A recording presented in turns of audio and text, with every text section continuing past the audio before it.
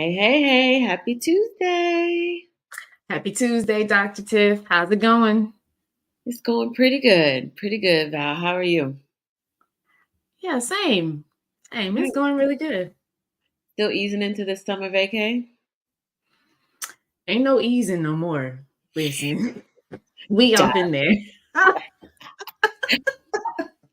cannonball right into it. Absolutely. Yes. Love it. I love it. You know what? You know how we post on our stories to, promote and get people to watch Tuesday Talks? And somebody said to me, it's summer. Why are y'all still doing Tuesday Talks? And I was like, that's a good question. Because to me, it just was a no brainer. Like, education is ongoing. Parents and teachers always need tips, tricks, and strategies to help make the summer successful or the next school year successful. Some school districts aren't even out of school yet. And then I thought, I wonder if other people are like confused. Why are they doing an education podcast over the summer? Well, I'm here to tell you education never stops. It doesn't stop. And education in America, to be quite frank, is so jacked that we could talk about this year round. What We you have plan to do? we have a lot of material to cover. So keep tuning in. This is year round. This is not just school year. But I thought that was so funny when they commented on it and said that. I was like, oh, yes, great question. Let me educate you why we're still talking about education in the summer. That's interesting. Yeah. Education doesn't just happen at school. We all know that. We could put that on a t-shirt. It does not just happen at school. It happens at home, in the community, in the neighborhood, everywhere. So keep tuning in, even through the summer. This is the public service announcement. From the educators, okay? And the Right, parents. right. So last week, if you didn't catch last week's episode, we talked about video games and the impacts of video gaming on kids. And so tonight is part two of our video game two-part series. And go back, watch the replay on YouTube, on our YouTube channel. Catch the episode on Apple Podcasts or Spotify to just get caught up. But just as a short recap, we really share like our personal journeys with video gaming to kind of set up why this topic is even important to us. It's summer, like we talked about, Val. Kids playing video games. It's pretty inevitable over the summer. At Mhm. some point, it's likely that they'll play some video games. And, we also talked about just how our kids even got into it and some of the changes that we saw in our kids as far as mood, demeanor, attitude as well. So, as promised at the end of last week's episode, we wanted to follow up with some research that looked at the pros and cons because there are research articles out there. I'm baffled by it, but there are research articles out there that say there are positive effects of kids playing video games. Um, so, what are some things that you can look at to say like when video gaming goes wrong, Val? Like, what are some of those telltale signs when video gaming has gone wrong with kids? Yeah, because this is usually where most people are going to land. You guys who are watching and listening, like comment and let us know in the chat and in the comments, where do you see this issue? So when we think about when gaming goes wrong, it's sometimes that's due to the oversight of the parents, Yep. where you're not really putting limits in place, or you have them but they're loose, like they're not really being enforced.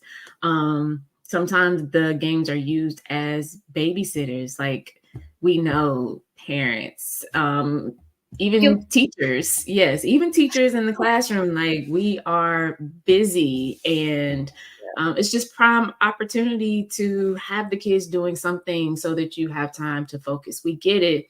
We're just saying that sometimes that's where things happen that we necessarily wouldn't want to happen. Yeah. Um, Maybe the content is not age appropriate. You know, we it looks nice, but when you really sit and get into the game and its content, it's not appropriate for your kid at that stage. You got some others, Tiff? One for me, the speech pathologist in me, and trying to teach kids how to have conversation and engage. One of the big ones that stands out to me is that gaming can often be isolating. It keeps kids in their rooms, eyes glued to a screen, and they're Mhm. not socializing. They're not having those opportunities to interact with other kids in the neighborhood, in the home. Um, and so when it's time to go out and socialize, it's challenging for them. One of the big kind of things for me is that kids can play these games and interact with strangers online. Like that is such a scary thing to me. I've heard many horror stories about, that going wrong. And also, video games can become a daily necessity or an escape rather than just this fun activity that your kid does every once in a while. And so we want to make sure that kids are set up for success. And of course, video gaming affects all kids differently. You can't just assume all of these things for every child, but these are some good telltale signs of when gaming has gone wrong. So, on the flip side of that, there are positive effects to video games and get kids playing video games. You want to talk about a couple of those, Val? Yeah, because like contrary to what we believe, um, everything has some good and some bad attached to it. Like with these games, I know we shared in part one in both of our personal experiences with our kids. Like it started out actually educational, and the kids were learning while they were playing on their video games. So um, one positive effect of video games is that they provide children with opportunities to problem solve and opportunities to be creative. There are some games that where the kids have to be critical thinkers and creative thinkers to get over obstacles that come up. The main character in the game may be searching for something. And so they have to create plans and they have to use different strategies just to advance through the game itself while Mhm. they're playing. Other ones have mods, or which are short for modifications, some options that kids can use to customize like their character's appearance and Yeah. develop new worlds and levels and things like that. So it also gives kids an opportunity for self-expression, which is important. Self-image and being able to express who you are confidently, that's huge. And there are some games that help in that area. Yeah. And my son plays some of those games where you can create customize your character, create a skin for your character. And I think it's pretty interesting to see how he chooses to dress his character because I'll ask him questions like, "Oh, you gave him red hair? Like, why did you give your character red?" So it gives me some talking points to engage in conversation with him to just figure out how does he see himself and why has he chosen certain ways to dress and customize his Yeah. character. So I think that's a good positive there as well. What about another one? Let's see. It could teach kids about history and culture. There are certain games out there that are focused on real life historical events, and these games can stimulate an interest in geography or world history or ancient culture or international relationships. And sometimes parents can tie these games to books, get kids reading, museums, get them out the house, take a little family trip to the museum, um, and also can tie these games to media about culture and geography that could inspire some learning. So it can be a vessel for them to take what they've been exposed to in the game and then further that research or interest into it by experiencing real life activities as well.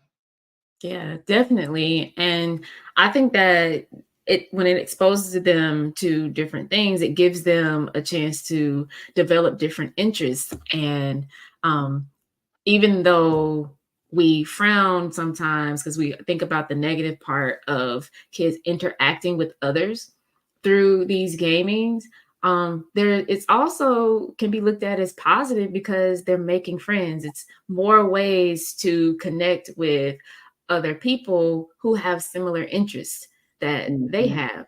So it encourages kids to make friends through social activity, um, creates a space for common interest for that friendship to sort of bud and start happening. And especially for boys, like societally, we tend to think of boys as not being as conversational as the girls Yeah. in their groups and things. But through gaming, like they really get into like some long, in-depth conversations, not just about the games, but about different things. The kids that are in the same community also play games together. So it's not just, oh, some weirdo from across town or in another state is trying to cyber stalk my child, even though that's important to be aware of and pay attention to. There's also kids at their school that they're making friends with through these games. Yeah. And, like I like to tell my son, don't friend anybody on these games that you have not met in real life. If you have not laid eyes on them in real life, in the flesh, we That's don't good. friend them on these video games because we Yeah. all know that, like you mentioned, there can be some pitfalls there because, there's not all good in the world. So that could be a strategy that you use with your kids as well so that they can extend friendships that they have in person through gaming. I think one of another positives is, video games can allow kids to share the joy of competition. There is a competitive nature to some of these games, and competition for recognition among peers is normal and a healthy behavior. If your kids are involved in sports, same type of competitive nature there that gets them recognized with a medal or a trophy, you know, it can bring that same type of joy through these video games. And there are some surveys and research out there that notes one of the popular reasons for playing video games is to compete with other people. Like that's what Mhm.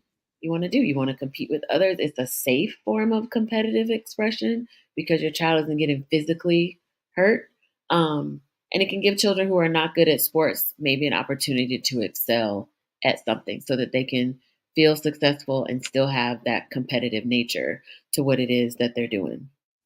Yeah, because when we look at sports, a lot of the benefits we attribute to playing sports is things like leadership and sportsmanship and cooperation. And athletics are not the only way to get that. Some of these games are group games where the kids take turns leading and following each other.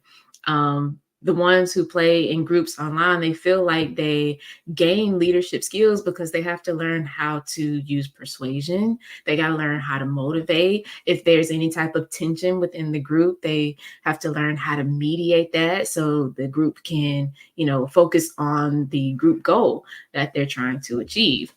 Um, it also exposes kids to other um, diverse types of people, children Yeah. that could be the same age or just a little bit older or a little bit younger, not too far from where they Yeah. are, and they learn how to play together. So my child in Georgia in the United States could be playing with another child in across the Atlantic Ocean. And Yeah. so now I'm getting a chance and I'm getting exposure to different nationalities and different personalities and people.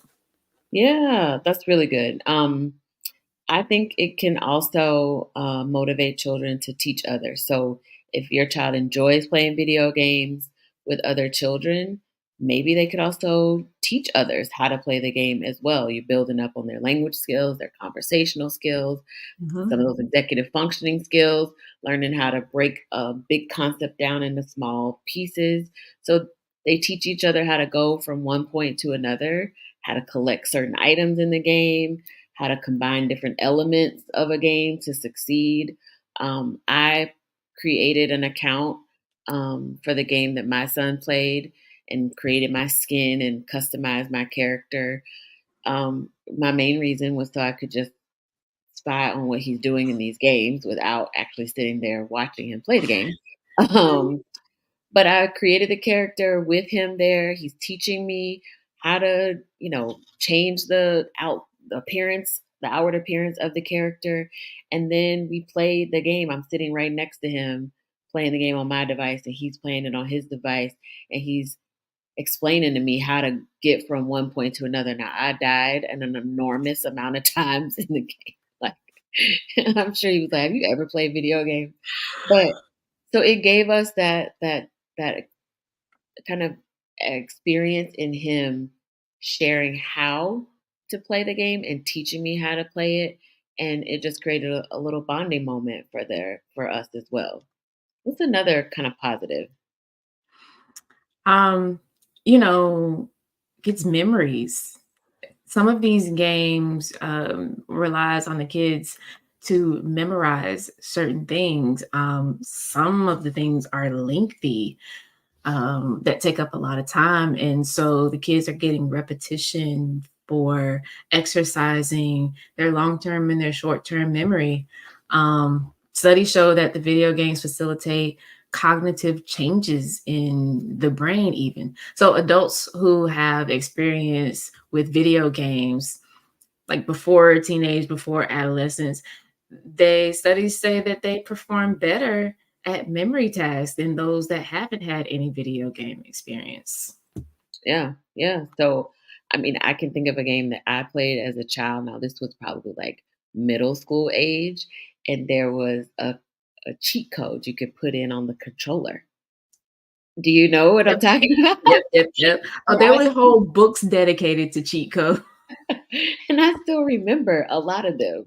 Um, and so I can definitely see how that, it helped me memorize that particular thing, but also that could have a ripple effect into other areas that maybe I just didn't really realize at the time being a kid, but knowing that it could help improve a child's memory, I think is really important. Now, my child has selective memory and selective hearing sometimes. I don't know if somebody could create a video game to help with that, you make a lot of money. I know that's right. Hey, but you know what? Speaking of money, and another positive with the creativity and things that could come from video game playing, um, my son informed me and enlightened me to the fact that there are people who are making money off of teaching other people how to play the games or Interest being a game coach, for example. So people who want to get better at the games, they could find a coach online somewhere, and that coach would actually make money teaching people how to play. Isn't that something? Ain't I it? did not know that. I know that people get paid some to play the games and compete, but I didn't know that there were these video game coaches out there. Please Yes. don't ever tell my son that. We'll keep that between us. Shh. So for all the positives that there are that we just talked about with video gaming, of course there are some negative effects of video games on kids and they can have a negative effect on your child's development and it's really related to violence, like antisocial behavior and increased aggression in their thoughts and their feelings. So some of these video games can encourage violent behavior. So there are studies that show that those who watch simulated violence, like the violence in video games, can be Mhm. immune to the violence and then more inclined to act violently themselves because there has been a correlation made between violent video game use and aggressive behavior. Um, there was insufficient evidence in these research studies to link violent video games to criminal behavior, but they did note that the interactive nature of some of the games can worsen the effects of game violence on children by encouraging repetition and rewards for these Mhm. aggressive and violent behaviors in the games themselves. So I'm sure we Mhm. can all think of a couple of games that we've either seen our kids play or maybe our spouse or a brother or uncle, and it is violent. Like, oh my, I'm guilty. I've played a couple of them, and gets you excited. And kind of like we talked about in last week's episode, we're playing those games from an adult brain that has experienced a variety of different settings, environments, and we've learned how to compartmentalize that to just being a part of the game. And just Mhm. because I chopped your head off in the game doesn't mean that I want to chop your head off in real life. Like, we understand the separation between reality and In the fiction. game world, That's yeah. right. But you gotta see these games and think about them through the lens and the mind of however old your child is. That's super, super important. What's Yeah, especially as they get more realistic. Yeah, Now we have the Oculus where the entire real world is being cut off and you are immersed in this alternative yep. non-physical made up world that's made to look just like if you didn't have it on. So Yep. really, really important things to pay attention to. Another negative effect is it promotes social isolation and antisocial behavior. Yeah. Um, I mean, we've seen kids that just spend too much time playing the video games, not playing with others or preferring to talk to them playing a game versus actually being physically together to communicate and have conversation. Mhm. Obviously, if they're playing on the games too much, they're spending less time doing other activities like reading, like sports, their homework, since we're all about education here, or just even interacting with their family and their friends who are right in front of them. So, Mhm. among most video gamers, like being a loner, it shouldn't be the norm. So Yeah. that's something to look out for as a warning sign, that your child's gaming is going wrong. Yeah, definitely a big one. And, I'm sure as a middle school and high school teacher, you have seen students who demonstrate antisocial behavior and really have challenges when it's time to work in a small group to create a group project or to work on a group presentation.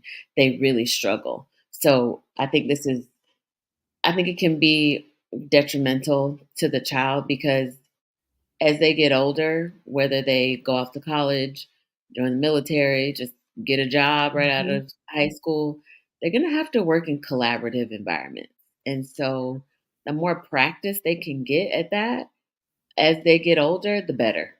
And hours of playing video games in your bedroom with the door closed and headphones on in a comfortable gaming chair. It's like they're just making it more comfy, more comfy, more comfy. You never want to get So up. much it's just so easy. That's what they're doing. Exactly, exactly. Now, there are some studies that show that the more time children spend playing video games, the lower their performance is in school.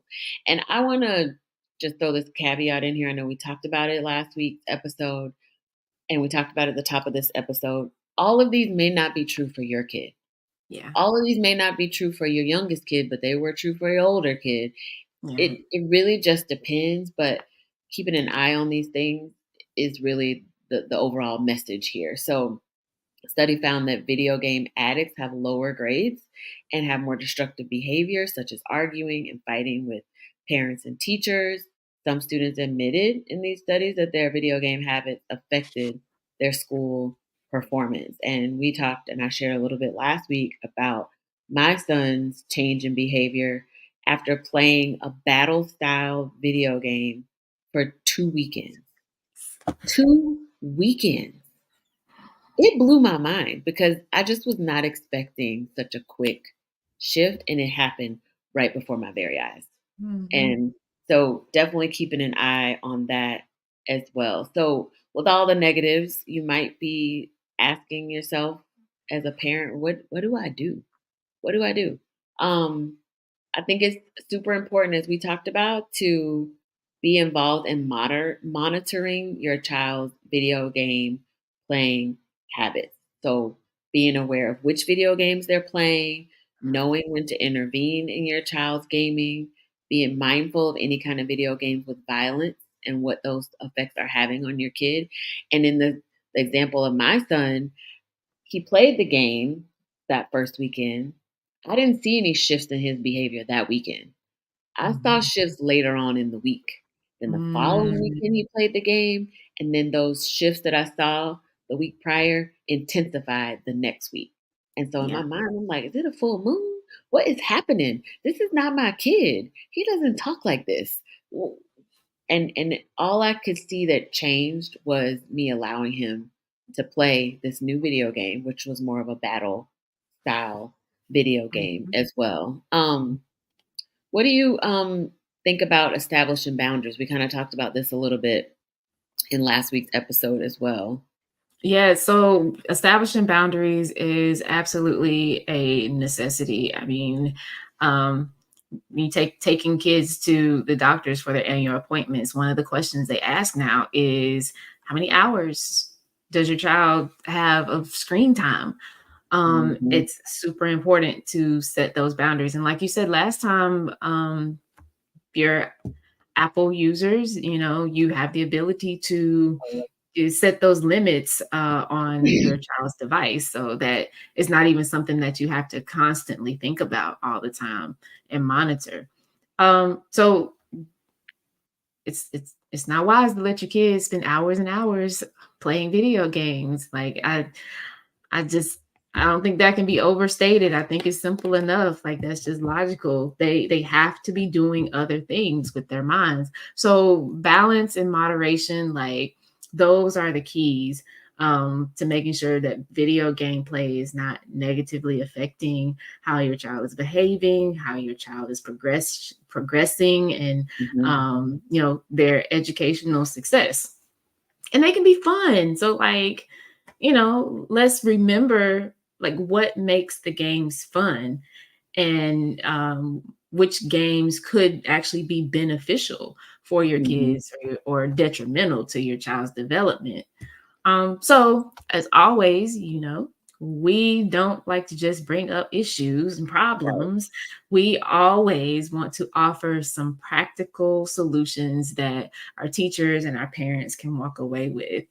Right. Um, so parent involvement, we've said that over and over again. One way to be involved is to play alongside your kid. Like Tiffany's example, she made the skin and he taught her how to do. She died a lot, but he didn't care. That was okay. Like that's it. Really expected. I'm being Yeah. honest. Like when I play against my kids and I beat them, they don't like it. They don't No. have as much fun. But And we're playing with each other, we're interacting, we're yeah, connecting, and we're learning each other, and that's growth. yeah. What you got for him, Tiff? Yeah, just to piggyback off of what you just mentioned, I want to say I played that game for about 10 minutes, 15 tops, and I was done because it was whack to me anyway. I did it just to like establish that interaction with him and just kind of dive into his world a little bit. So don't think that you need to sit and play it Mhm. for this extended amount of time. Just even a few minutes That's just gives good. you some insight into what they're experiencing in these games. Another strategy for parents is check the game rating and ask yourself, are they okay for your kid? Um, be picky about the content. Be picky about what games you let your child download or have access to. Um, be okay saying no to objectionable games. If your child is too young, according to what the game makers have labeled this game to be, or maybe a parent group has said, hey, we think this video game is good for this age, be okay saying no. I talked about that last week. Mhm. I'm kicking myself for saying yes to a video game, that battle style video game. I finally, broke down and said yes after him bugging me to death about it. And I'm kicking myself for it because I should have just stuck with my gut and said no and just stood firm on that. You had a really great suggestion last week about coming up with a plan. Absolutely. So, like, one of the biggest things about a plan is get your kid involved in developing the plan. So when you want to set those limits, when you want to define them and you want to establish clear expectations with your kids, like involve them in that process. Give them some of the background, some of the reasons, give them some of the research, even because it helps them to know that, oh, this isn't just coming from mom or dad as well. And let them help decide or give input, not decide necessarily, depending on the age, but give input to what they think is acceptable. And post the plan somewhere. Yep. Have it written out somewhere so that it serves as a reminder for the kids so they can't, just use the excuse, oh, I forgot. Oh, I don't remember. No, it's right here. Remember, we made this big poster paper, or you made some sticky notes, or you typed it up for the older ones. Like they have it in front of them. I love Yep. that tip. Yeah. I like that one a lot. I might incorporate that at home as well with my son too. We talked briefly about those parental controls. Val mentioned if your kid uses an iPad and you have an iPhone, you can set up those screen time limits so that you don't have to think. The device is going to shut down the gaming app or certain apps for you after a certain time limit is reached. Maybe consider not allowing certain apps to open up until a certain time in the morning, and they shut off at a certain time in the evening as well.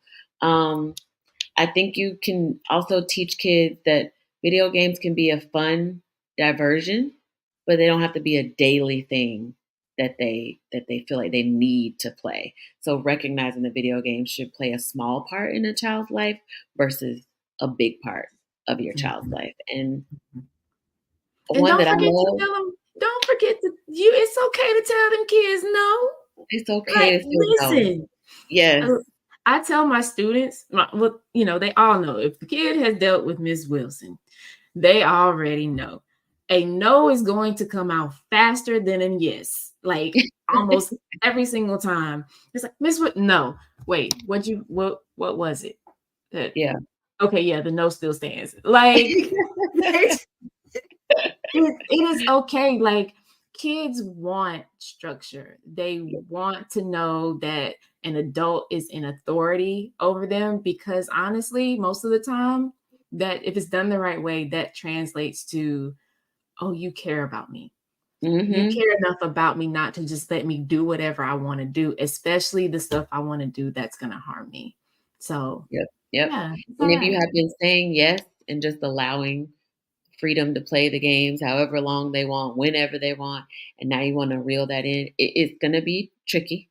You really should sit down and have a conversation about why you're changing up the rules. Yeah. And it is going to cost you some time because you're going to have to switch how you've been monitoring this. And so Mhm. you're going to deal with some probably negative behavior from your kid because you're taking away something that you previously let them just have free reign over. So just keep that in mind as well. Encourage that outside time, face to face time with friends or family, different activities. It might take some work on your part, but this is the gig we signed up for when we had kids. Now devote ourselves to them, and so we take responsibility for making sure that they're safe with these video games. So Yeah. that is tonight's episode. I hope that everybody was able to walk away with some important information, maybe a new perspective. Maybe I hadn't really considered some of those positives. I know I haven't, but Right. it really was eye opening. And maybe look into some of the games that kind of tick some of those boxes for the positives that can be seen through video games. So be sure to keep tuning in weekly. If you can't, you can always catch our episode on Apple Podcasts and on Spotify. Just search Tuesday Talks and look for our smiling faces. And then you can also catch the replay video on our YouTube channel as well. So with that, we will see you all next week, 10 Tuesdays at 9 p.m. See ya. See ya.